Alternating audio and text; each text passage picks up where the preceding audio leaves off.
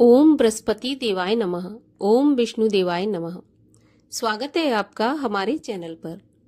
आज के इस वीडियो में आप सुनेंगे बृहस्पतिवार व्रत की कथा।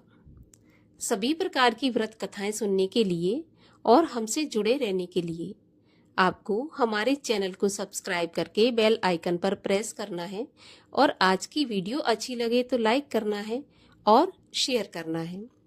इसके साथ ही हमारे चैनल पर दुर्गा सप्तशती की कथाएं भी सुनाई जा रही हैं, तो उन्हें भी आप अवश्य सुनें। तो चलिए कथा शुरू करने से पहले हम बृहस्पतिवार व्रत की विधि जान लेते हैं। बृहस्पतिवार के व्रत में केले का पूजन करना चाहिए। कथा और पूजन के समय मन, कर्म और वचन से शुद्ध होकर मनोकामना पूर्ति के लिए बृहस्पति देव से प्रार्थना करनी चाहिए और मेरी इच्छाओं को बृहस्पति देव अवश्य पूरा करेंगे, ऐसा मन में विश्वास रखना चाहिए। बृहस्पतिवार के व्रत में एक ही समय भोजन करना चाहिए और भोजन पीले चने की दाल आदि का करना चाहिए और इसमें नमक का सेवन नहीं किया जाता, तो बृहस्पतिवार के व्रत में नमक न खाएं। पीले वस्त्र पहने, पीले फलों का प्रयोग करें, पीले चंदन से भगवान विष्णु की पूजा करें। पूजन के बाद प्रेम पूर्वक गुरु महाराज की कथा सुननी चाहिए। इस व्रत को करने से मन की सारी इच्छाएं पूर्ण होती हैं और बृहस्पति भगवान प्रसन्न होते हैं। धन, विद्या, पुत्र तथा मन वांछित फल की प्राप्ति होती है। परिवार में सुख तथा शांति रहती है। इसीलिए यह व्रत सर्वश्रेष्ठ और अति फलदायक बताया गया है। बृहस्पतिवार की कथा के अनुसार प्राचीन समय की बात है कि भारत में एक राजा राज्य करता था। वह बड़ा प्रतापी और दानी था। वह नित्य प्रति मंदिर में भगवत दर्शन करने जाता था। ब्राह्मण और गुरु की सेवा किया करता था। उसके द्वार से कोई भी याचक निराश होकर नहीं लौटता था। वह प्रत्येक गुरुवार को व्रत रखता एवं पूजन करता था। हर दिन गरीबों की सहायता करता था, परंतु ये सब बातें उसकी रानी को अच्छी नहीं लगती थी। वह न व्रत करती और न किसी को एक भी पैसा दान में देती थी। वह राजा से भी ऐसा करने को मना किया करती थी। एक समय की बात है, राजा शिकार खेलने वन को चले गए। घर पर रानी और दासी थी। उसी समय गुरु बृहस्पति देव साधु का रूप धारण कर राजा के दरवाजे पर भिक्षा मांगने आए। साधु ने रानी से भिक्षा मांगी तो वह कहने लगी, हे साधु महाराज, मैं इस दान पुण्य से तंग आ गई हूँ। इस कार्य के लिए तो मेरे पति देवी बहुत हैं। अब आप ऐसी कृपा करें कि सारा धन नष्ट हो जाए और मैं आराम से रह सकूं। साधु रूपी बृहस्पति देव ने कहा, देवी, तुम तो बड़ी विचित्र हो। संतान और धन से कोई दुखी नहीं होता। पापी भी पुत्र और धन की इच्छा करता है। अगर तुम्हारे पास धन अधिक है तो भूखे मनुष्यों को भोजन कराओ, प्याऊ लगवाओ, ब्राह्मणों को दान दो, धर्मशालाएं बनवाओ, कुआं, तालाब, बावड़ी, बाग, बगीचों आदि का निर्माण कराओ तथा निर्धनों की कुंवारी कन्याओं का विवाह कराओ। साथ ही यज्ञ आदि करो। इस प्रकार के कर्मों से आपके कुल का और आपका नाम परलोक में सार्थक होगा एवं स्वर्ग की प्राप्ति होगी। परंतु रानी साधु की इन बातों से खुश नहीं हुई। उसने कहा, हे साधु महाराज, मुझे ऐसे धन की आवश्यकता नहीं जिसको मैं अन्य लोगों को दान दूं तथा जिसको रखने और संभालने में ही मेरा सारा समय नष्ट हो जाए। साधु ने कहा, हे देवी, यदि तुम्हारी ऐसी इच्छा है तो जैसा मैं तुम्हें बताता हूँ तुम वैसा ही करना। बृहस्पतिवार के दिन घर को गोबर से लीपना, अपने केशों को पीली मिट्टी से धोना, केशों को धोते समय स्नान करना, राजा से कहना वह हजामत करवाए, भोजन में मांस मदिरा खाना, कपड़ा धोबी के यहाँ धुलने डालना। इस प्रकार 7 बृहस्पतिवार करने से तुम्हारा सारा धन नष्ट हो जाएगा। यह कहकर साधु महाराज अंतर्ध्यान हो गए। रानी ने साधु के कहने के अनुसार 7 बृहस्पतिवार वैसा ही करने का विचार किया। साधु के बताए अनुसार करते हुए केवल 3 बृहस्पतिवार ही बीते थे कि उसकी समस्त धन संपत्ति नष्ट हो गई। भोजन के लिए दोनों समय परिवार तरसने लगा तथा सांसारिक भोगों से दुखी रहने लगा। तब वह राजा रानी से कहने लगा कि हे रानी, तुम यहाँ पर रहो, मैं दूसरे देश को जाता हूँ, क्योंकि यहाँ पर मुझे सभी मनुष्य जानते हैं, इसलिए मैं यहाँ कोई कार्य नहीं कर सकता। देश चोरी परदेश भीख बराबर है। ऐसा कहकर राजा परदेश चला गया। वहां जंगल से लकड़ी काटकर लाता और शहर में बेचता। इस तरह जीवन व्यतीत करने लगा। इधर राजा के बिना रानी और दासियां दुखी रहने लगी। किसी दिन भोजन मिलता और किसी दिन जल पीकर ही रह जाती। एक समय रानी और दासियों को 7 दिन बिना भोजन के व्यतीत हो गए। तो रानी ने अपनी दासी से कहा कि हे दासी, यह पासी के नगर में मेरी बहन रहती है, वह बड़ी धनवान है। तू उसके पास जा और वहां से 5 सेर बेझर मांग कर लिया, जिससे कुछ समय के लिए गुजर हो जाएगी। दासी रानी की बहन के पास गई। रानी की बहन उस समय पूजा कर रही थी। बृहस्पतिवार का दिन था। दासी ने रानी की बहन से कहा, हे रानी, मुझे आपकी बहन ने भेजा है, मुझे 5 सेर बेझर दे दो। दासी ने यह बात अनेक बार कही, परंतु रानी की बहन ने कोई उत्तर नहीं दिया, क्योंकि वह उस समय बृहस्पतिवार की कथा सुन रही थी। जब दासी को रानी की बहन से कोई उत्तर नहीं मिला तो वह बहुत दुखी हुई। उसे क्रोध भी आया। वह लौटकर रानी से बोली, हे रानी, आपकी बहन बहुत ही धनी स्त्री है, छोटे लोगों से बात भी नहीं करती। मैंने उससे कहा तो उसने कोई उत्तर नहीं दिया। मैं वापस चली आई। रानी बोली, हे दासी, इसमें उसका कोई दोष नहीं है। जब बुरे दिन आते हैं तब कोई सहारा नहीं देता। अच्छे बुरे का पता विपत्ति में ही लगता है। जो ईश्वर की इच्छा होगी वही होगा। यह सब तो हमारे भाग्य का दोष है। उधर रानी की बहन ने सोचा कि मेरी बहन की दासी आई थी, परंतु मैं उससे नहीं बोली। इससे वह बहुत दुखी हुई होगी। कथा सुन और विष्णु भगवान का पूजन समाप्त कर वह अपनी बहन के घर आई और कहने लगी, हे बहन, मैं बृहस्पतिवार का व्रत कर रही थी। तुम्हारी दासी गई, परंतु जब तक कथा होती है तब तक ना उठते हैं और ना बोलते हैं, इसीलिए मैं नहीं बोली। कहो दासी, क्यों गई थी? रानी बोली, बहन, हमारे घर अनाज नहीं था। वैसे तुमसे कोई बात छुपी नहीं है, इस कारण मैंने दासी को तुम्हारे पास 5 सेर बेझर लेने के लिए भेजा था। रानी की बहन बोली, बहन देखो, बृहस्पति भगवान सबकी मनोकामना पूरी करते हैं। देखो, शायद तुम्हारे घर में अनाज रखा हो। यह सुनकर दासी घर के अंदर गई तो वहां उसे एक घड़ा बेजर का भरा मिल गया। उसे बड़ी हैरानी हुई, क्योंकि उसने एक एक बर्तन देख लिया था। उसने बाहर आकर रानी को बताया। दासी अपनी रानी से कहने लगी, हे रानी, देखो, वैसे हमको जब अन्न नहीं मिलता तो हम रोज ही व्रत करते हैं। अगर इनसे व्रत की विधि और कथा पूछ ली जाए तो उसे हम भी किया करेंगे। दासी के कहने पर रानी ने अपनी बहन से बृहस्पतिवार व्रत के बारे में पूछा। उसकी बहन ने बताया, बृहस्पतिवार के व्रत में चने की दाल और मुनक्का से विष्णु भगवान का केले की जड़ में पूजन करें तथा दीपक जलाएं, पीला भोजन करें तथा कथा सुनें। इस प्रकार करने से गुरु भगवान प्रसन्न होते हैं, अन्न पुत्र धन देते हैं, मनोकामना पूरी करते हैं। व्रत और पूजन की विधि बताकर रानी की बहन अपने घर लौट गई। रानी और दासी दोनों ने निश्चय किया कि बृहस्पति भगवान का पूजन अवश्य करेंगी। 7 रोज बाद जब बृहस्पतिवार आया तो उन्होंने व्रत रखा।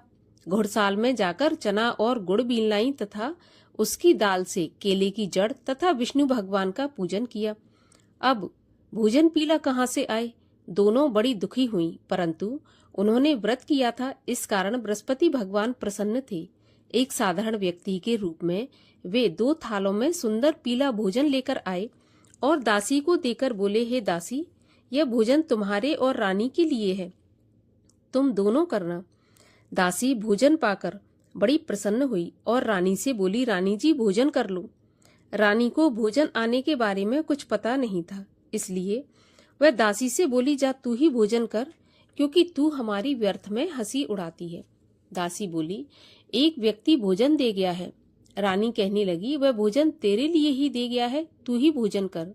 दासी ने कहा, वह व्यक्ति हम दोनों के लिए 2 थालों में भोजन देकर गया है, इसलिए मैं और आप दोनों ही साथ साथ भोजन करेंगे।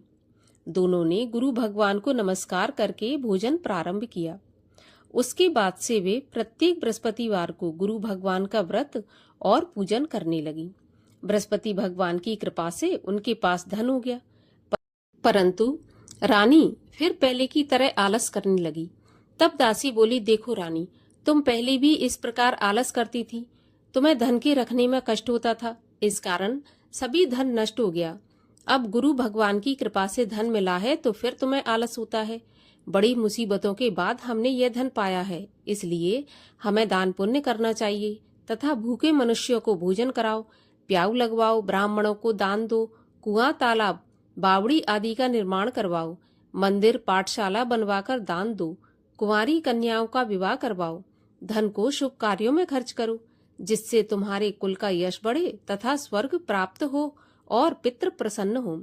दासी की बात मानकर रानी ने इसी प्रकार के कर्म करने प्रारंभ किए।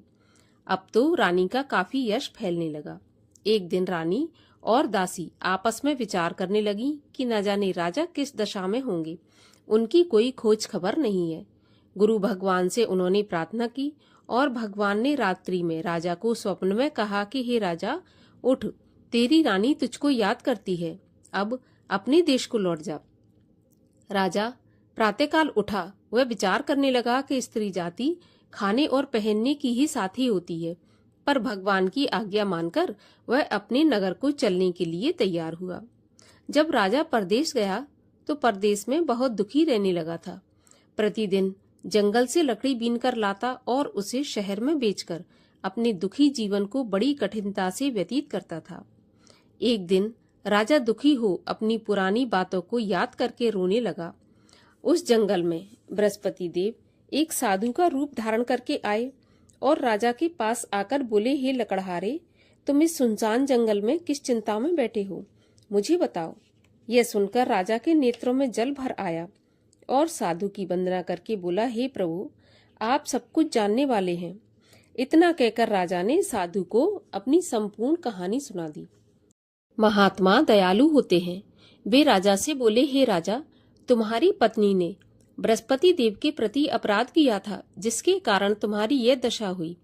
अब तुम किसी प्रकार की चिंता मत करो, भगवान तुम्हें पहले से अधिक धन देंगे। देखो, तुम्हारी पत्नी ने बृहस्पतिवार का व्रत प्रारंभ कर दिया है। अब तुम भी बृहस्पतिवार का व्रत करके चने की दाल व गुड़ जल के लोटे में डालकर केले का पूजन करो, फिर कथा कहो या सुनो, भगवान तुम्हारी सब कामनाओं को पूरा करेंगे। साधु को प्रसन्न देखकर राजा बोला, हे प्रभु, मुझे लकड़ी बेचकर इतना पैसा नहीं बचता जिससे भोजन करने के उपरांत कुछ बचा सकूं। मैंने रात्रि में अपनी रानी को व्याकुल देखा है। मेरे पास कोई साधन नहीं जिससे उसका समाचार जान सकूं। फिर मैं बृहस्पति देव की क्या कहानी कहूं, यह भी मुझको मालूम नहीं है। साधु ने कहा, हे राजा, तुम किसी बात की चिंता मत करो। बृहस्पतिवार के दिन तुम रोज की तरह लकड़ियां लेकर शहर में जाओ। तुम्हें रोज से दुगना धन प्राप्त होगा, जिससे तुम भली भांति भोजन कर लोगे तथा बृहस्पति देव की पूजा का सामान भी आ जाएगा। और बृहस्पतिवार की कहानी इस प्रकार से है।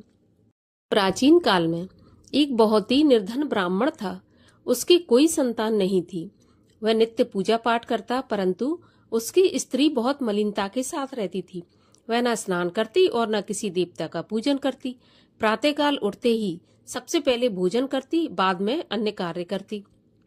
ब्राह्मण देवता बहुत दुखी रहती थी। पत्नी को बहुत समझाते, किंतु उसका कोई परिणाम नहीं निकलता। भगवान की कृपा से ब्राह्मण की स्त्री की कन्या उत्पन्न हुई। वह कन्या अपने पिता के घर में बड़ी होने लगी। वह बालिका प्रातः स्नान करके भगवान विष्णु का जप करती, बृहस्पतिवार का व्रत भी करने लगी। पूजा पाठ समाप्त करके स्कूल जाती तो अपनी मुट्ठी में जौ भर के ले जाती और पाठशाला के मार्ग में डालती जाती। वही जौ सोने के हो जाते तो उनको बीनकर घर ले आती थी। एक समय वह बालिका सूप में उन सोने के जौ को फटक कर साफ कर रही थी। तभी उसकी माँ ने देख लिया और कहा, हे बेटी, सोने के जौ को फटकने के लिए सोने का सूप होना चाहिए। दूसरे दिन गुरुवार था। इस कन्या ने व्रत रखा और बृहस्पति देव से प्रार्थना करके कहा कि प्रभु, यदि मैंने सच्चे मन से आपकी पूजा की हो तो मुझे सोने का सूप दे दो। बृहस्पति देव ने उसकी प्रार्थना स्वीकार कर ली। रोज की तरह वह कन्या जौ फैलाती हुई स्कूल चली गई। स्कूल से लौटकर जब जौ बीन रही थी तो बृहस्पति देव की कृपा से उसे सोने का सूप मिला। उसे वह घर ले आई और उसमें जौ साफ करने लगी, परंतु उसकी माँ का वही ढंग रहा। एक दिन की बात है, वह कन्या सोने के सूप में जौ साफ कर रही थी। उस समय उस नगर का राजकुमार वहां से होकर निकला। इस कन्या के रूप और कार्य को देखकर उस कन्या पर मोहित हो गया। राजमहल आकर भोजन तथा जल त्याग कर उदास होकर लेट गया। राजा को जब राजकुमार द्वारा अन्न जल त्यागने का समाचार ज्ञात हुआ तो अपने मंत्रियों के साथ वह अपने पुत्र के पास गए और बोले, हे बेटा, तुम्हें किस बात का कष्ट है? किसी ने अपमान किया है अथवा कोई और कारण है तो मुझे बताओ, मैं वही करूंगा जिससे तुम्हें प्रसन्नता हो। तब राजकुमार ने अपने पिता की बातें सुनी तो वह बोला, मुझे आपकी कृपा से किसी बात का दुख नहीं है। किसी ने मेरा अपमान नहीं किया, परंतु मैं उस लड़की के साथ विवाह करना चाहता हूँ जो सोने के सूप में जौ साफ कर रही थी। यह सुनकर राजा आश्चर्य में पड़ गया और बोला, हे बेटा, इस तरह की कन्या का पता तुम ही लगाओ, मैं उसके साथ तुम्हारा विवाह अवश्य ही करवा दूंगा। राजकुमार ने राजा को उस लड़की के घर का पता बताया। तब मंत्री उस लड़की के घर गया और राजा का आदेश ब्राह्मण को सुनाया। कुछ ही दिन बाद ब्राह्मण की कन्या का विवाह राजकुमार के साथ संपन्न हो गया। कन्या के घर से जाते ही उस ब्राह्मण देवता के घर में पहले की भांति गरीबी का निवास हो गया। अब भोजन के लिए भी अन्न बड़ी मुश्किल से मिलता था। एक दिन दुखी होकर ब्राह्मण देवता अपनी पुत्री से मिलने गए। बेटी ने पिता की दुखी अवस्था को देखा और अपनी माँ का समाचार पूछा तो ब्राह्मण ने सभी हाल कह दिया। कन्या ने बहुत सा धन देकर अपने पिता को विदा कर दिया। इस तरह ब्राह्मण का कुछ समय सुखपूर्वक व्यतीत हो गया, लेकिन कुछ दिन बाद फिर वही हाल हो गया। ब्राह्मण फिर अपनी कन्या के आ गया और सभी हाल कहा तो पुत्री बोली, हे पिताजी, आप माताजी को यहाँ लिवा लाओ, मैं उन्हें विधि बता दूंगी जिससे गरीबी दूर हो जाए।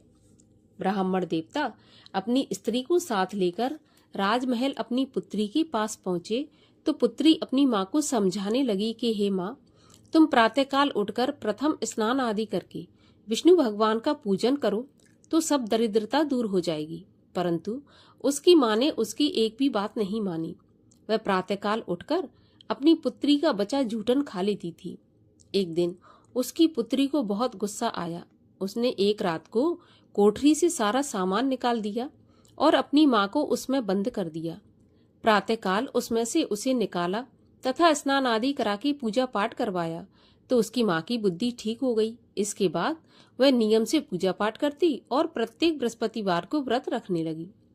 इस व्रत के प्रभाव से उसकी माँ भी बहुत धनवान तथा पुत्रवती हो गई और बृहस्पति देवता के प्रभाव से स्वर्ग को गई। वह ब्राह्मण भी सुखपूर्वक इस लोक का सुख भोग कर स्वर्ग को प्राप्त हुआ। इस तरह कहानी कहकर साधु देवता वहां से अंतर्ध्यान हो गए। धीरे धीरे समय व्यतीत होने पर फिर बृहस्पतिवार का दिन आया।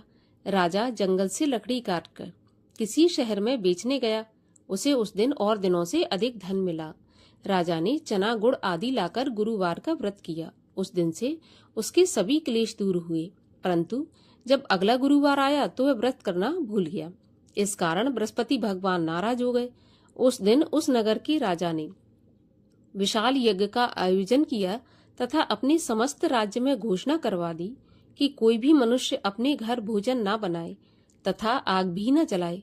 समस्त जनता मेरे यहाँ भोजन करने आई और इस आज्ञा को जो नहीं मानेगा उसको फांसी की सजा दी जाएगी। राजा की आज्ञा के अनुसार राज्य के सभी वासी राजा के भोज में सम्मिलित हुए, लेकिन लकड़हारा कुछ देर से पहुंचा, इसलिए राजा उसको अपने साथ महल में ले गए। जब राजा लकड़हारे को भोजन करा रहे थे तो रानी की दृष्टि उस खूंटी पर पड़ी जिस पर उसका हार लटका हुआ था।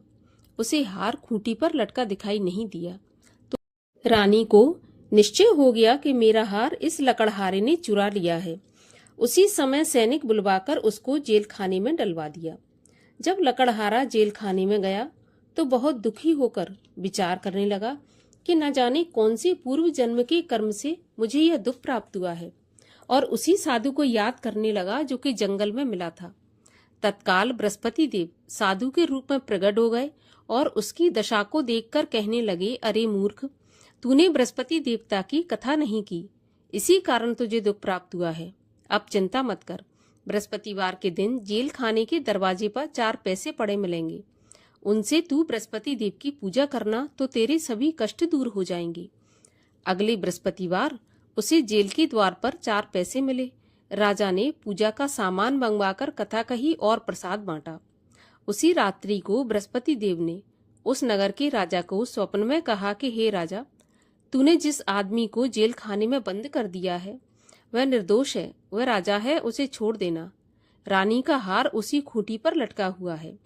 अगर तू ऐसा नहीं करेगा तो मैं तेरे राज्य को नष्ट कर दूंगा। राजा प्रातःकाल उठा और खूंटी पर हार टंगा देखकर लकड़हारे को बुलाकर क्षमा मांगी तथा राजा के योग्य सुंदर वस्त्र आभूषण भेंट कर उसे विदा किया। गुरुदेव की आज्ञा के अनुसार राजा अपने नगर को चल दिया। राजा जब नगर के निकट पहुंचा तो उसे बड़ा आश्चर्य हुआ। नगर में पहले से अधिक बाग, तालाब, कुएं तथा बहुत सी धर्मशालाएं, मंदिर आदि बने हुए थे। राजा ने पूछा, यह किसका बाग और धर्मशाला है? तब नगर के सब लोग कहने लगे, यह सब रानी और दासी के द्वारा बनवाए गए हैं। राजा को आश्चर्य हुआ और गुस्सा भी आया। जब रानी ने खबर सुनी कि राजा आ रहे हैं तो उसने अपनी दासी से कहा कि दासी, देख राजा हमको कितनी बुरी हालत में छोड़ गए थे। हमारी ऐसी हालत देखकर वह लौट न जाए, इसलिए तू दरवाजे पर खड़ी हो जा। तो रानी की आज्ञा के अनुसार दासी दरवाजे पर खड़ी हो गई। जब राजा आए तो उन्हें अपने साथ महल में लिवा लाई। तब राजा ने क्रोध करके अपनी तलवार निकाली और पूछने लगा, बताओ यह धन तुम्हें कैसे प्राप्त हुआ है? तब रानी ने बताया, हमें यह धन बृहस्पति देव के व्रत के प्रभाव से प्राप्त हुआ है। राजा ने निश्चय किया कि 7 रोज बाद तो सभी बृहस्पति देव का पूजन करते हैं, परंतु मैं रोजाना दिन में 3 बार कथा कहा करूंगा तथा रोज व्रत किया करूंगा। अब हर समय राजा के दुपट्टे में चने की दाल बंधी रहती तथा दिन में 3 बार कथा कहता। एक रोज राजा ने विचार किया कि चलो अपनी बहन के यहाँ हो आऊं। इस तरह निश्चय कर राजा घोड़े पर सवार हो अपनी बहन के यहाँ चल दिया। मार्ग में उसने देखा कि कुछ आदमी एक मुर्दे को लिए जा रहे हैं। उन्हें रोककर राजा कहने लगा, अरे भाइयों, मेरी बृहस्पति देव की कथा सुन लो। वे बोले, लो, हमारा तो आदमी मर गया, इसको अपनी कथा की पड़ी है। परंतु कुछ आदमी बोले, अच्छा कहो, हम तुम्हारी कथा भी सुनेंगे। राजा ने दाल निकाली और कथा कहनी शुरू कर दी। जब कथा आधी हुई थी तो मुर्दा हिलने लगा और जब कथा समाप्त हुई तो राम राम करके वह मुर्दा उठकर खड़ा हो गया। राजा आगे बढ़ा। उसे चलते चलते शाम हो गई। आगे मार्ग में उसे किसान खेत में हल चलाता मिला। राजा उससे बोला, अरे भैया, तुम मेरी बृहस्पतिवार की कथा सुन लो। किसान बोला, जब तक मैं तेरी कथा सुनूंगा तब तक 4 हरैया जोत लूंगा। जा अपनी कथा किसी और को सुनाना। राजा आगे चलने लगा।